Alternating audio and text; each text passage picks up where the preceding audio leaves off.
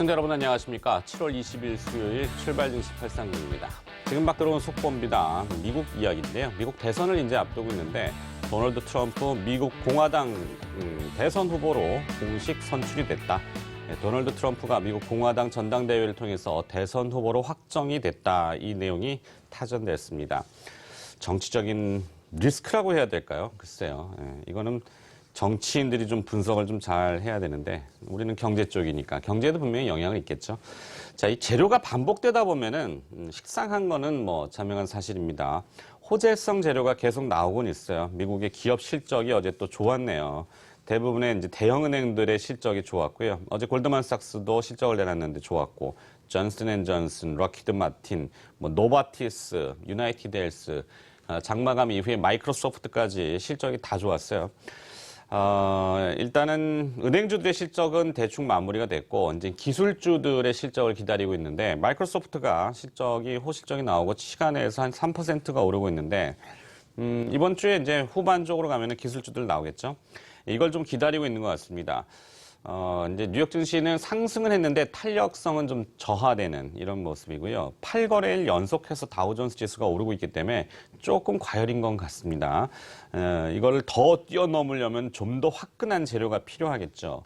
근데 이제 좀 놀랄만한 재료는 없다라고 시장이 좀 생각하는 것 같아요.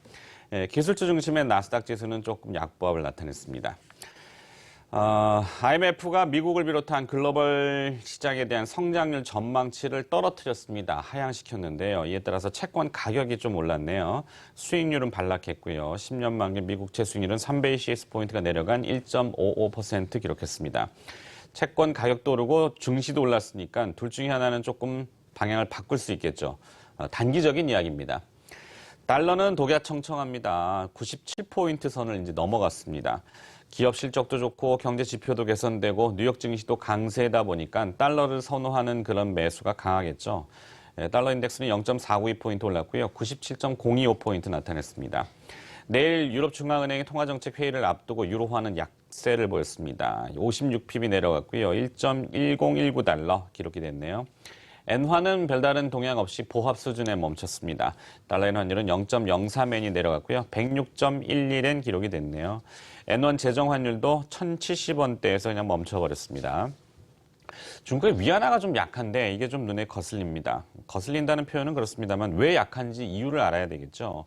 중국 일부 그 지방자치 쪽에 좀 문제는 있어요, 분명히. 중국은 항상 문제를 안고 있기 때문에 하여튼 중국은 좀 잘 봐야 될 것 같습니다. 달러가 강하니까 유가는 떨어졌고요. WTI 8월 인도분은 59센트 내려간 배럴에 44달러 65센트 기록이 됐습니다. 마찬가지로 유가도 44달러 선이 깨지면은 조금 다시 봐야 되겠죠.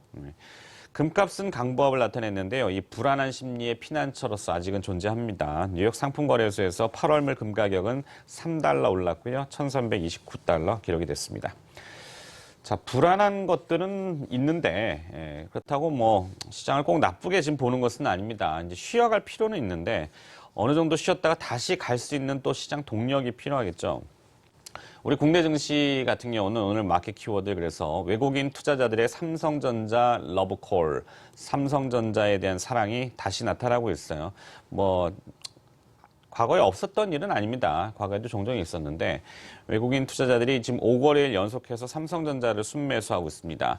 하루에 뭐 1,000억 단위니까 적지 않은 금액이죠. 어제도 1,500억 원을 순매수했습니다. 물론 삼성전자는 약간 시세가 내려가긴 했습니다만 외국인 투자자들의 순매수가 지속된다면은 주가가 그렇게 쉽게 떨어지진 않겠죠. 외국인이 왜 사는지 보면은 딱 세 가지 정도로 분류가 됩니다. 일단 삼성전자 2분기 실적이 좋았고 3분기도 기대를 좀 하는 것 같습니다. 특히 이 스마트폰 분야에서 애플이 좀 기우니까 상대적으로 삼성전자가 올라가는 그런 저울 효과 때문에 삼성전자를 좀 보고 있는 것 같고 또 외부 삼성전자 같은 경우는 지배구조 이슈가 아직은 존재하죠. 기업을 분할한다는 이야기가 끊임없이 나오고 있는데 확인된 건 아니기 때문에 이거는 좀 더 확인 절차는 필요합니다. 하여튼 시장 소문은 그렇다는 건 알고 있어야 될 것 같습니다. 자, 글로벌 자금들이 이 선진국 채권 가격이 지금 높잖아요. 금리가 낮고. 그러다 보니까 더 사기에는 픽스드 인컴이 적고, 그러니까 이자는 낮고, 마이너스 금리 채권도 많이 넣으니까. 거기에 이제 채권 가격도 너무 높다 보니까는 이걸 사느니 차라리 미국 주식을 사거나 아니면 신흥국 채권을 사자 이런 쪽이 많습니다. 신흥국 채권 중에서 그럼 무엇을 살 것이냐. 앞서 위안화가 좀 약세를 보이니까 위안화는 좀 불안하단 말이죠. 그것을 대체할 수 있는 이 프록시 거래라고 하는데요. 원화를 사는 거죠. 물론 우리도 이제 뭐 사드 문제라든지 대북 리스크라든지 이런 리스크가 존재하는데 그럼에도 불구하고 튼튼한 회사들이 있으니까 한국물을 대표하는 삼성전자를 사면은 좀 편하다. 이게 이제 외국인들이 생각인 것 같습니다. 단기간에 이걸 확 뒤집을 것 같지는 않아요. 이제 오늘은 이제 환율이 조금 여기에서 올랐기 때문에 원화가 좀 약세였고 외국인들 반응을 봐야 되겠지만 원화 약세에서도 계속 주식을 담거나 삼성전자를 산다 그러면은 뭐 단기적인 조정은 있겠지만 시장은 다시 위쪽을 바라볼 수가 있겠죠. 네, 하여튼 그런 식으로 좀 키워드를 이렇게 맥을 잡으시면 좀 도움이 될 것 같네요. 제가 생각하는 내용을 좀 정리해 봤는데 꼭 이것이 정답이다라는 건 아닙니다. 네, 추정일 뿐입니다.